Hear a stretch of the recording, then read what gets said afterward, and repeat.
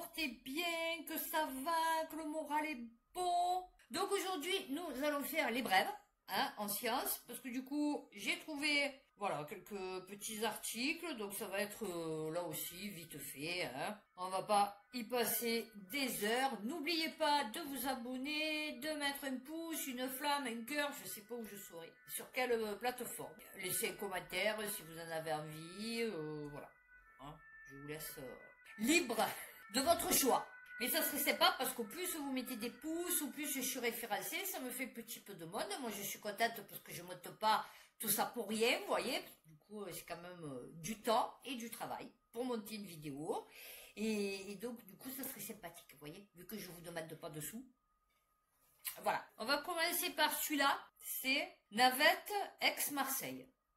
Me demandez pas, je ne sais rien du tout. Moi je croyais que c'était la navette le...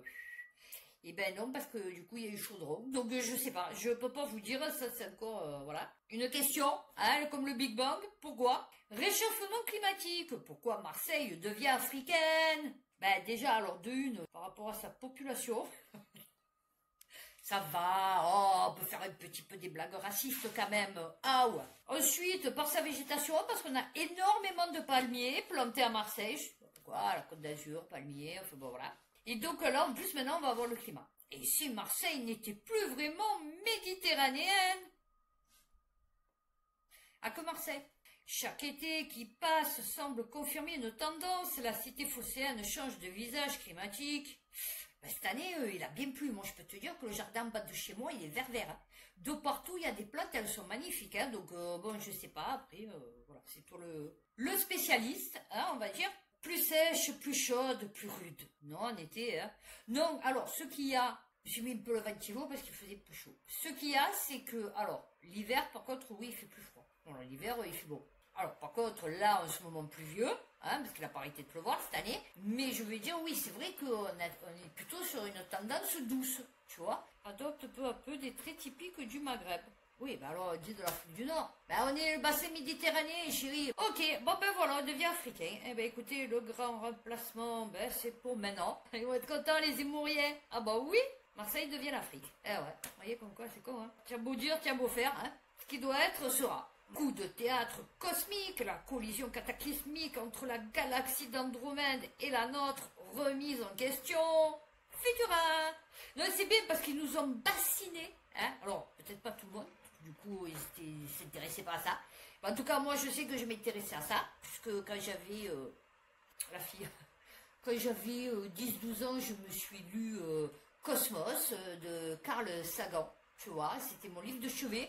Le truc, il était comme as. Il était épais comme ça, s'il te plaît. Non, non, mais il faisait 300 tonnes. Non, non, mais lol. Oui, ça va, je suis marseillaise. Je biberonnais à ça. J'étais à fond dedans, tu vois. Et du jour au lendemain, mon monde s'est effondré. Ah ouais, non, mais... Quand j'ai su que tout ça c'était fake en fait. Enfin, c'est pas que c'est fake. Ils nous font croire des trucs parce qu'ils croient qu'on est trop con pour pas le comprendre. Parce que c'est trop puissant en vérité. Et donc ça mettrait à mal tout leur système, leur théorie, leur, tu vois, les scientifiques et les gens et les machins, tu vois. Enfin bon. On a à peine à le croire, mais avec des instruments adéquats, on peut constater que la grande galaxie d'Andromède qui porte le numéro 31, Kin. Je faisais le loto dans le bar de mon père, préparer le loto là, Noël. Dans le fameux catalogue de Messier à une taille apparente dans le ciel de plusieurs fois celle de la Lune, mais M31 est donc proche de la Voie lactée et jusqu'à récemment, on pensait qu'elle allait sûrement entrer en collision avec notre galaxie dans 5 milliards d'années. On en doute maintenant, notamment en raison des données fournies par la mission Gaïa, mais pas seulement. Non, c'est bien, parce que là, au moins, les chercheurs, ils ont trouvé, tu vois, l'influence de la dilatation. Ah, ils ont dû rencontrer Bruno Le Maire. De l'espace pendant le trajet de la lumière entre deux objets. Ok. Le système solaire et la Voie lactée sont-ils en expansion? On va lire la réponse. Parce que du coup, on va pas se taper tout le truc non plus. Leur conclusion est que le champ de gravité du Soleil dans le système solaire et celui des étoiles dans la Voie lactée est si fort que l'effet des forces produites par l'expansion de l'espace est totalement négligeable. Cette conclusion est encore plus valable pour les atomes et même les noyaux de notre corps, des planètes et des étoiles. énergie noire. Elle affecte la trajectoire d'Andromeda, c'est con, hein, mais elle aussi n'affecte pas la taille de la Voie lactée du système solaire. Ah, ouais. Ah bah c'est reporté s'inédit. Donc je connais le latin, mais pas celui-là. Conclusion, en fait la probabilité de collision dans les 5 milliards d'années au plus est maintenant de seulement 2%. Donc on va pas mourir de ça. Voilà, on mourra pas de la collision d'Andromède et de la Voie lactée. Hein, voilà. Déjà, ouf. Ah, parce que franchement, je vous avoue que depuis 2 nuits, je dormais mal. Ah ouais, non, je dormais vraiment mal. Ouais, je vais me mettre une serviette parce qu'en fait, j'ai les shorts. J'ai les jambes, le col sur le siège en plastique. Ah ouais, non mais, on continue. J'ai essayé de ranger par truc, donc normalement ça devrait être bon. Ah oui, m'a fait rire celui-là. Non, alors, voilà, c'est parce qu'il y a celui-là, et après il y a un autre, et vous verrez, franchement c'est rigolo. Oui, non, vraiment c'est rigolo. Alors, Science et Avenir, c'est un nouveau miracle pour Voyageur 1. La NASA parvient à rallumer ses moteurs éteints depuis plus de 20 ans.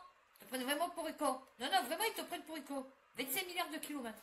Je croyais qu'il y avait du vide. Ah non, parce que s'il y a du vide, on ne peut pas passer des ondes. Tu vois, les ondes de radio, machin et tout, ils passent pas. Miracle, hein, carrément. Ah ouais, non, carrément, miracle. 25 milliards de kilomètres, alors que ça fait 20 ans qu'ils sont éteints. Déjà, toi, tu galères à démarrer ta voiture en hiver. Tu vois ce que je veux te dire? Bon, eux, ils sont arrivés, écoute, tant mieux, hein. Machallah, comme on dit. Et là, c'est ça qui est rigolo. Donc, la NASA arrive à rallumer un moteur éteint depuis 20 ans à 25 milliards de kilomètres de la Terre. Et BFM TV nous annonce Espace, la mission japonaise Résilience perd le contact avec sa sonde peu de temps avant son alunissage. Oh, ben je suis ballon, 25 milliards, la NASA, ils sont arrivés, toi, pour aller... 400 000 km, tu n'es même pas capable en fait. Oh, le truc il ressemble à rien. S'est-elle posée à la surface lunaire ou a-t-elle explosé lors de cette périlleuse manœuvre? Ah non, je croyais que c'était super simple. Tu prends le module, hop, booster, il se pose, il redécolle. Enfin, ça a été fait en 1970. Hein. Enfin, je veux dire, bon, résilience. Ah ouais, ben elle n'a pas résilié. Hein. Ah ouais, parce que la sonde, le petit truc, il n'a pas de caméra. Donc ils ne savent pas ce qui s'est passé. Il a disparu dans le triangle des Bermudes de la Lune. Voilà, non, c'est bien. Donc l'autre, il te rallume des... Non, c'est bien, c'est magnifique. C'est là que tu vois que, franchement... Alors là, un truc un peu plus sympathique quand même. Futura. Pourquoi ces tombes chrétiennes dans le désert du Negev cachent-elles des objets venus d'ailleurs? Alors là, les Émouriens, par contre, ils vont pas être contents parce que là, c'est le grand remplacement. Voilà. Hein, étonnante, provenant d'Afrique. Eh ouais, en vérité, ils étaient de partout. C'est ça que tu savais pas en fait. Malata est l'un des centres d'attention des archéologues. L'âge de bronze et du cuivre. Ok, alors qu'est-ce qu'ils ont trouvé? Acropole byzantine. Des caissons de pierre parfois surmontés de tumulus destinés à accueillir un seul individu. Parmi les 155 tombes, certaines s'avéraient être des fosses aménagées pour incinérer les défunts. Majoritairement peuplées de femmes et d'enfants à 70% contre 20% d'hommes et 10% de corps dont le sexe et les origines n'ont pas été déterminés. Ok. Les archéologues ont recensé principalement des bijoux. Ok. Des icônes ont été entreposées dans certaines cystes.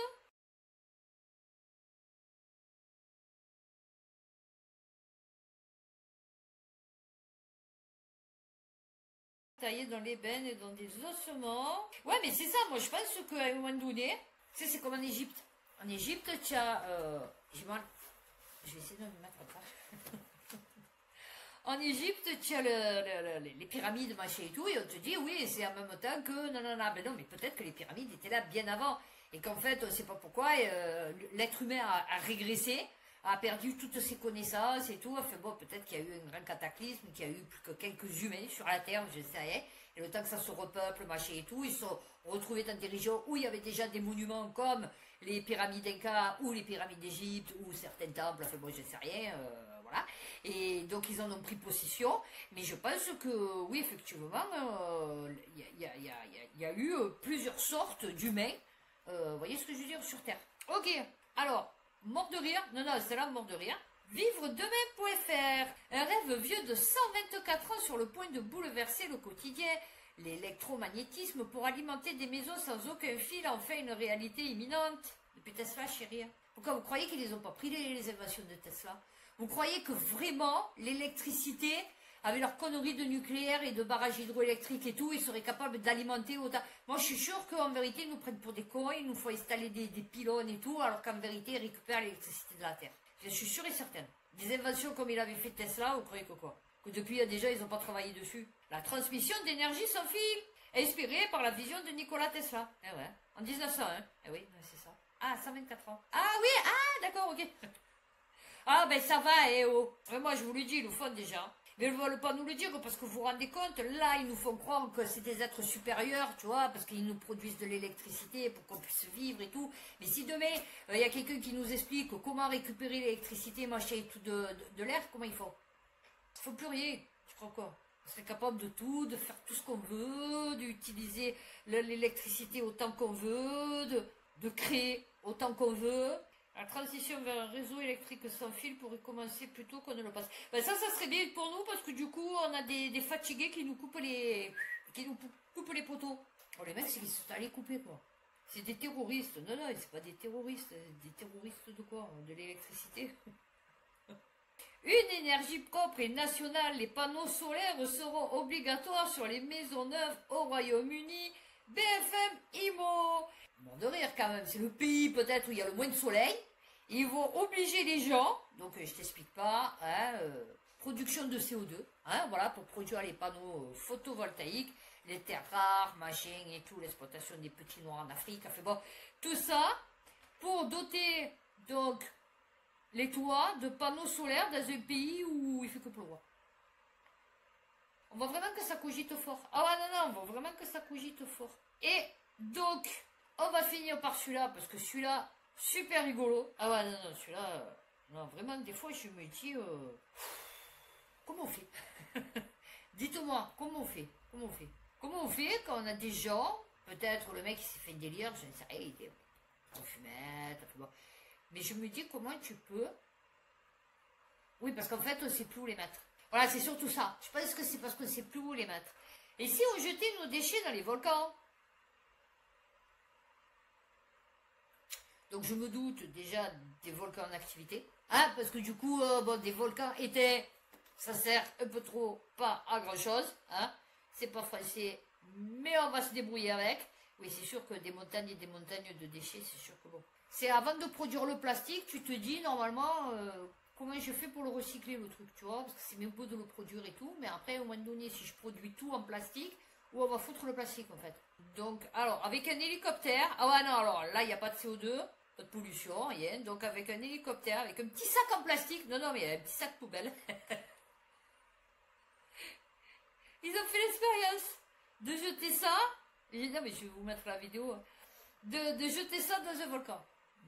Si les volcans sont aussi efficaces pour faire disparaître les choses, pourquoi ne pas les utiliser pour nous débarrasser de nos déchets? Si vous tombiez dans ce cratère rempli de lave, votre corps s'y dissoudrait sans laisser... Oui, non, il n'y a pas de souci. Alors, pourquoi pas faire une incinération de personnes, c'est-à-dire tu les balances dans les volcans? Pourquoi pas? Ok, surtout genre Gaza et tout, quand tu vois, il y a des grosses guerres, où il y a des millions et des millions de morts, plutôt que de les enterrer, parce que du coup, on contamine les sols, les nappes phréatiques, la fille, tu sais. Non, non, mais c'est vrai. Ah ouais, non, mais maintenant, il faut parler comme ça, ouais, non, parce que maintenant, c'est comme ça. Mais là, si tu balances, par exemple, je sais pas, la montagne de déchets qui est en Inde, tu vois, dans un de leurs volcans, s'ils en ont un, du coup, il faudra demander peut-être au volcan du voisin, tu vois. Je pense pas que les fumées et tout, ça va être super top. Alors après, ça va faire une espèce de bouillie, tu vois. Ouais, je sais pas, vraiment, je sais pas si l'idée, vraiment, elle est pertinente, tu vois. Bon ben voilà, on a fini sur une bonne note, encore de nos 8 cerveaux, à balancer nos déchets, enfin nos déchets, nos ordures. En général, dans les volcans, pour s'en débarrasser. Oh bon oui, enfin, on l'a bien jeté dans la mer, on a bien creusé dans la terre, donc pourquoi pas les foutre dans un volcan, hein, je vais te dire au point où on en est. Bon ben voilà, j'espère que cette vidéo vous aura plu. N'hésitez pas à la liker, à vous abonner, à laisser un petit commentaire si vous en avez envie. Et d'ici ma prochaine vidéo, prenez soin de vous, faites attention à vous et à bientôt pour une prochaine vidéo.